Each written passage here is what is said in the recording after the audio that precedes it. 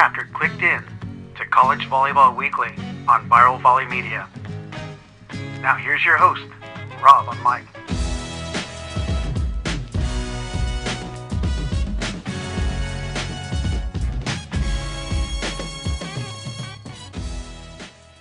Good day, everyone. And the 2023 Collegiate Beach season is right around the corner, and that is high time excitement for anyone who follows the game, anyone new to the game, anyone who's been watching and seeing the excitement that's been happening in the last 8 or so years it's really been kicking into gear. On screen with me is not the most interesting man in the world, although he can stunt double in for that individual on the commercials. That's Hector Gutierrez of TCU. How are you doing today, Hector? Good. Thank you for having me. So looking at this year, we wanted to go and give our listeners and viewers like a brief history of the CCSA Conference, which is a conference that you reside in. Yeah. If you see the caliber of the teams there, like it gets better every year. Now we have Grand Canyon joining us too, and I've been saying this for years. Like I think we're one of the strongest, if not the stronger conference. Based on we have LSU, Florida State, ourselves. Now we have Grand Canyon. We have South Carolina. We have Tulane now, but Tulane switched conference. So it's been like a really strong conference for the last, many years, and that's cool to see because you can see yourself playing against the best at the end of the season, which is a great week heading to nationals. Well, it seems like every duel or multi-team duel that you participated is going to be just a grind.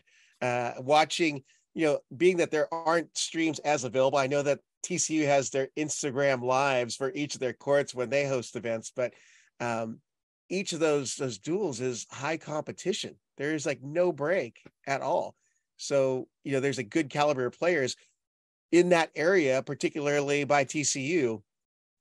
Oh yeah, it's as you said, it's a battle in the recent years. The game has grown a lot, and we have better players, better coaches, better programs. We have more tools to give the girls, and you can tell that how every program, all around the country have become so much better. And like you said, like those top teams, there's a battle all day. Like you think like your team is always the best one or it will be the best one to win, but when you see the other ones playing, nothing is gonna give you anything for free, and you have to earn it. That's what I have seen also the last few years. That before maybe you have more room to work with mistakes and whatnot, but nowadays anyone can beat you out there. Yeah. Now you went into, I believe it's your 7th season last year, or you're going into your 7th season, and in 2022 received the CCSA Coach of the Year after the most successful season in program history. And you had some key moments there. You set a new program high of 39 wins in the season with top 10 team victories. You had 14, and top 20 had 21. And TCU led the nation with 39 wins and were ranked 3rd or higher for most of the year. And you have numerous AVCA top flight honorees. What led to this explosion of success in 2022 for you? Well, I think it's been a work of not just 1 year, of course, since I got here in 2015, it's been like a really hard work for everybody, not only coaches, players, school to have been behind the program and supporting. And it's been a process since obviously when I got here in 2015, and it's been based on trying to recruit the best players that I could, and of course having a lot of people from the area have helped here in Texas, and I kind of like complement that with internationals that you haven't seen. I follow them closely because I have good ties there over in Europe, and I think it's been a great combination because it helps the team and have a different point of views too, different cultures. So everyone is always more eager to learn and more respectful with others as well. And I think it's been a really nice ride so far, and of course, like having players that come into this program thinking, oh, I'm gonna go to TCU, I'm gonna compete. I have a program that I can grow with, and adding players that they're already kind of like ahead of that, meaning like playing internationally, competing for the national team, having different ideas on, their goals, they're like, I don't know, they start playing at 14, 15 there and say, we're going to go to the Olympics representing my country. So those ideas, adding the mentality we have here, there's a lot of like, okay, let's play for the university, let's grow this program. That's been a blessing, because at the end, we all want to win, Yeah. Everyone can have different goals in life playing, but that doesn't mean we cannot win together here in college. And that's been great.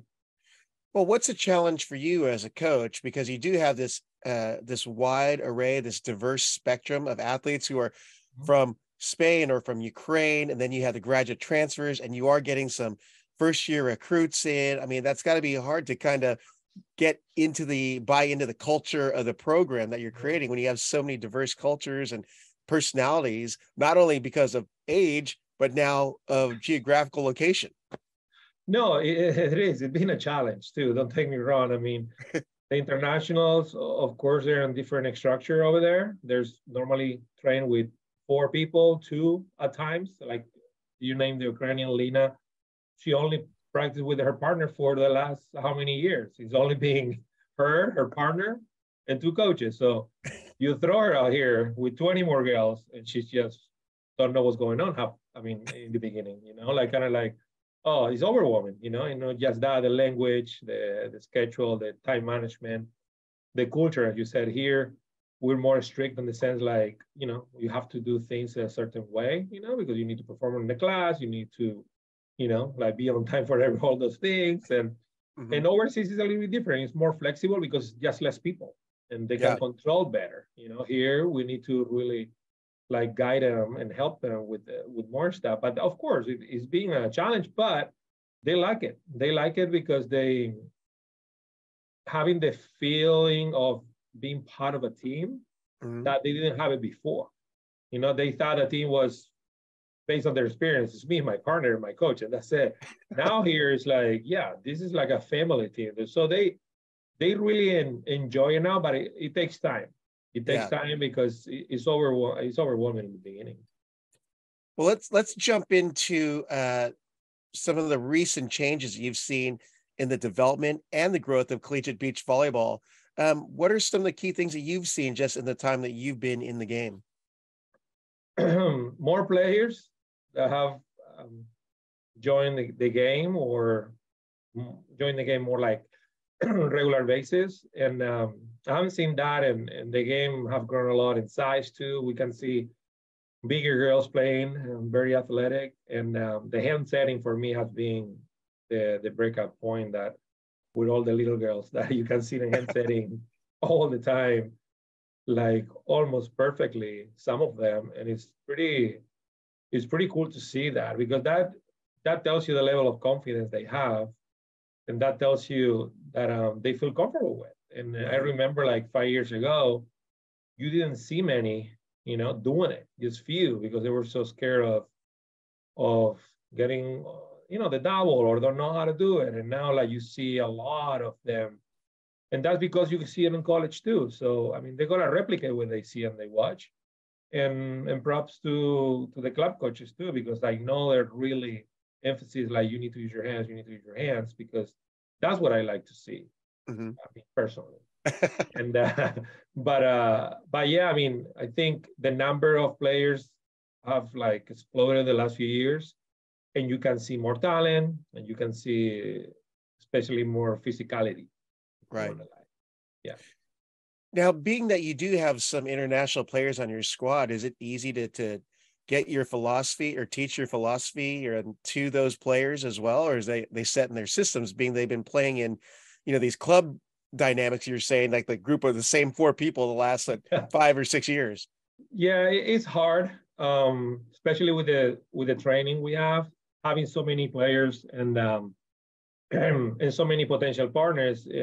What it gives you is like so many options too. And how I run my practice, I like to run it like really dynamic practice and not like really set on just pure repetitions every day, all day, like a slow. I like to give like some pace on that and a lot of ball control and whatnot. So that's a lot of complex drills and whatnot that they don't used to do it, because when you're just with one partner, you just, serve, receive, all that kind of stuff, like more like a breakdown type of drills. But here I do it differently because we have to keep the guys moving, because we have like 20 plus. So we need to keep the guys moving while they're working. So, and that's have been one of the challenges in the beginning for them, not used to that kind of like pace and practice. But it works, because at the end of the day, like, it just takes a little bit of time and they get used to it. Yeah. Well, with that, let's talk about your upcoming 2023 team with season around the corner here. But can you share a little bit about who could be out there? I know you don't want to show all your your tools here quite yet, but I think we're excited to see what's going to come out, being that you had such a breakout season in 2022. Yeah, we have a lot of returners from last year. I think 7 from the starting lineup last year. They're back. Of course, we still having Daniela and Tanya, and that's not a secret for anyone, that that they've been doing a great job since they got here, actually. And yeah, we added Kate Privet. That's a great transfer, which is being got a great career on her years back in Florida State, and is a great player, local kid. She's a team player. She loved the game, worked hard. Adding Lena have been also really good, having that size and that caliber of player. And yeah, I mean, and as I said, we're still having Saturn McTavish, that you saw her in the fall, playing. Anna Vergara still, I mean, they went together to Huntsville. They did a great job together there. We went all the way to the finals. I think we have a really good week, and we lost against a great team. So, I mean, I'm really excited. Because what we have here is we have Rochelle that has been playing since year 1 with us and doing a great job. Maria, same thing, like really competitive player. Like they're eager to keep growing and with the team, and they're eager to win, because they know we can do it. We have the tools to do it. I mean, it's hard, but they know we have the tools to do it, and it's great. I think I have been pretty good to see the experience that we had last year. I say was like we just won more games than anyone, during the regular season, and that was really good to see how that's gonna translate to this year. Yeah. Well, you mentioned a few really experienced names, but how does a coach juggle your players, especially when they have Olympic aspirations like Danny and Tanya? Yeah, that's what I was saying before, that so we have Danny and Tanya trying to go to the Olympics, and we have a local player that their goal is to win a national championship, right? And we have to juggle with the international, say, hey, yeah, I know you want to go to Olympics, if you're going to try, and that's awesome, because I'm the first one who support you. But also, I don't want you to get distracted what we have to do here, and sometimes it gets a little bit like, they have to have those conversations, because, there's tournaments that they want to go. There's like moments they feel like they should push more or not during the season, because there's a tournament coming up in the 5EB, and, injuries are there and all that kind of stuff. And it's totally different conversation. Yeah. But it makes sense. But I'm glad to have those conversations, because I think it's a blessing to have a caliber of those athletes in a program and have those conversations. So, but it's good. I mean, it's a matter of sit down, talk, be sure that we are on the same page, and be sure that they buy in like every other local player here does, because as you said, we have players that have two goals, right? Go to the Olympics and win a national championship. You have players that there's one goal athletically that is winning here. So we just need to be sure that we keep them like concentrate on being here too.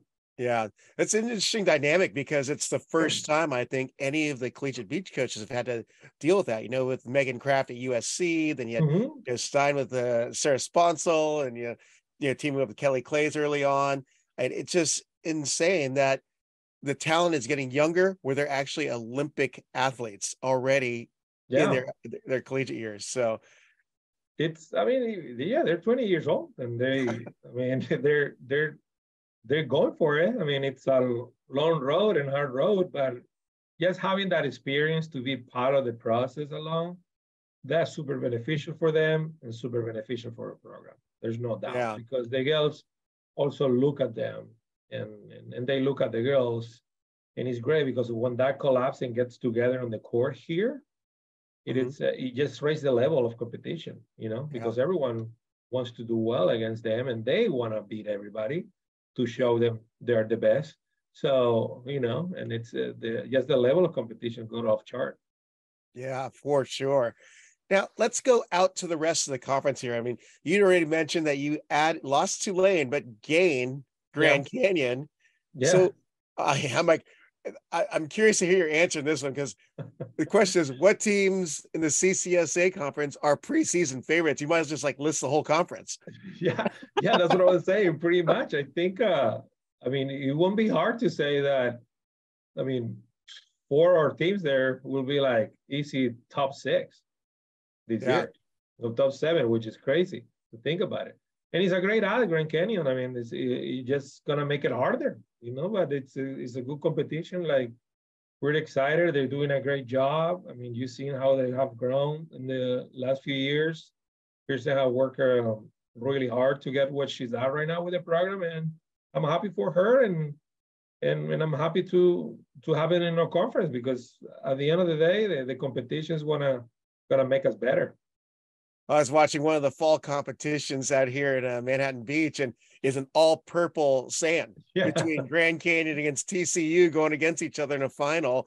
And it was exciting to watch, but it made me realize, gosh, Grand Canyon has really been that independent school that's been wanting to dive into a competitive conference, and boom, here they are, CCSA. Yeah, as I said, they have a great team. They have great players, and you will see they already were on the top last year, and this year's not gonna. In my opinion, I think there's not gonna be no difference. It's no better. Yeah. Yeah, and the other team that that wasn't seen a lot, at least on the West Coast, is LSU or Florida State. So, well, I think they stay on the East Coast Championship. Yeah, that's why we didn't see them. Yeah, and I didn't see them. Oh, I saw just the teams in the fall, but still, Florida State being competitive every year, year in, year out, every single year. So I don't think this year is going to be any different. Yeah. And LSU, the same thing. Every program have their up and downs, because players go and come, but I don't see they're going to stop being competitive anytime soon. Yeah. Well, let's go outside of your conference, and I'm curious as to what teams Coach Hector Gutierrez thinks are top contenders for 2023. Outside of conference? Yep. Well, of course, UCLA, I think, is going to be up there on the top. Majority of the year, they have a great team. They added great players at the end too. That's going to give them even more options, to play with the lineup. USC, even they lost a lot of players. I saw what they have in the fall, and they still have a great team. It's going to be a matter of, Dane and Gustavo putting those pieces together, but they still have a great team. Yeah. And they show a really good level of competition. Well, at least what I saw at Huntsville. And Stanford, you can tell, also being, really competitive the last few years, adding new players, young players.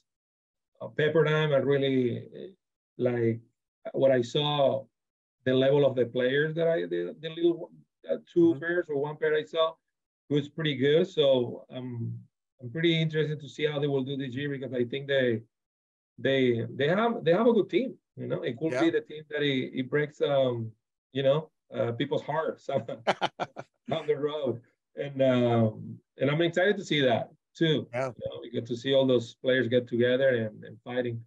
And Long Beach, you know, I've talked to Mike a couple times. He's really excited too, and I can see that. Hawaii, of course, you know. Yeah. Can't forget about Hawaii. Yeah. And Cal Poly, I haven't seen them much, but I know Todd always get a competitive team. And you saw last year, like winning that conference at the end, and how he get the best out of those players when it's the right time. Yeah. But yeah, obviously UCLA will be on the top. Yeah. I'm sure you had a great time looking at your schedule when you realized at the Cal Poly Center of Effort Challenge, you'll be playing all those guys. We do, and it's great. I mean, that's why we're going there, and it's awesome. I mean, as I always tell my girls, if you want to be the best, you need to compete against the best and beat the best. So, I mean, I'm really looking forward for that weekend, and yeah, we just go and play.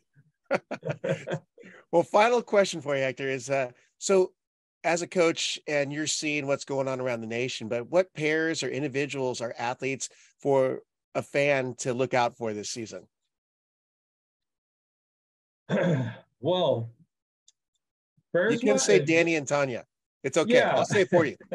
Just keep an eye on them, because they're at a level of maturity now too that is fun to watch. You know, I mean, I see them every day, but it's fun to watch. Of course, keep LSU. You know, the girls who won the Huntsville. There's gonna be really to keep an eye on them, because they're like really hard team to beat too, and they're gonna do really well this year, in my opinion. Kylie DeBerg has made some huge steps in bounds in the offseason. She has, and I think she put the time, so she deserves it too. You know, she puts the time to get better, and that's gonna be really interesting to see how throughout the season how she does with I don't know if she's gonna stay with the same partner or not, but personally, like, they stay together, it's gonna be a really tough team. Of course, Kraft and whoever plays with her, you know, it's always like a player to follow. We have the Florida State, we have Maddie Anderson that have been doing really good. Now they have this transfer, I think is Zikarkov or something. Paige Kalkoff, the transfer. Yeah, she's pretty good too. So another player that, in my opinion, will be really fun to follow. And yeah, I mean, there's probably like players that I'm forgetting right now. Oh yeah, there's plenty. Because I know that you travel eastward in your fall season, so you get a good perspective of that direction, but you already know some from the West Coast. So. Yeah, well, and also what I saw too, at Manhattan Beach in the fall, and Hansfield was the freshman from UCLA, Maggie Boyd. She did a really good job. So that's another player that, you know, if people always kind of like to follow someone and see how develops. And I don't know if she will play or not. She seems like she's pretty ready to play to me. but she's good and young. So that's another player that I will keep my eye on for sure. Well, you mentioned Maggie Boyd, and she's a true freshman, but I mean, you've got a great true freshman in Lena Camille. Yes, Lena, that's another true freshman that, I mean, of course, you deserve to keep an eye on her too, because she just comes with experience as well. You know, Lena and Maggie are different players. Maggie's more like more dynamic defender. She can split, she can go out. Lena's more like a full-time blocker, a little bit like different speed, but her skills are just really good. Head setting and transition, like how she bumps it in transition. It's really, I think it's really good for a defender to have a player like that, because every time she digs a ball, you know a good set is coming. So it's pretty, it gives you confidence, you know, and Right. it's super hard worker. I mean, as I said, she's been up and downs because the culture and whatnot, you know.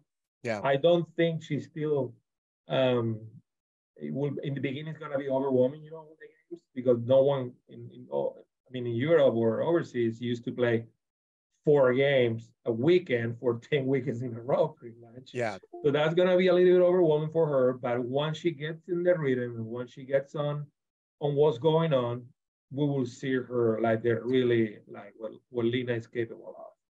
Right. Well, having to deal with a unique situation, being that she is Ukrainian, are you having to help manage, you know, the things that are going on between Russia and Ukraine? And does she bring home up a lot, being that, I mean, it is current event and it is affecting her directly. I've seen her social posts. So is that something that you're helping her through? Yeah, we have from the beginning. I mean, she was attending some counseling and whatnot because she needed, you know, to talk about it with people, because she hasn't been home for a year, pretty much. And back to Ukraine, she's been, so of course the beginning was a struggle. I mean, I'm pretty sure when she watched the news or talked to the family, something happened, she will have a down day. She's really introvert, so she doesn't really, you know, share everything, you know. So sometimes it's kind of hard to read her, but I mean, for sure, she's going through hard times, but we've been helping her from the beginning. The team have been really welcoming, you know, like she seems happy. She's happy here, but of course, like, you know, I mean, I think really inside there, she's still like, you know, she doesn't like what she sees back in her country. You know, it breaks her heart. It's devastating, but I think volleyball here and the school here, she's a great student, by the way, and it's helping her to, you know, to keep moving forward. And she's a young lady with a like bright future, and that's what she's concentrating right now. And I'm glad she's here. I mean, I told her that all the time. In the beginning, when I recruited her and say, because you're a great player and I want you on my team no matter what. But at the end, it was more like for the person, like was to help you to get out of there, you know. And even when I told her, like, even if it doesn't work here, I will help you to get somewhere else if I cannot make it work. You know, because I think you deserve the opportunity to come here, and because you want to get away from that life and get a better future for you and your family. And that's what I told her. Like, and I talked to the school here, and I say, hey, this become personal. You know, it's not about her skills anymore. We need to help her. You know, and we did, and I'm glad we did, and we make it happen. It was hard, you know, because all the, you know, being in Ukraine, not having her passport because she left, and you know, the visas and whatnot. Have no documentation because all the documentation went back home. And it was a roller coaster of emotion, especially for her, you know. And for a 19-year-old.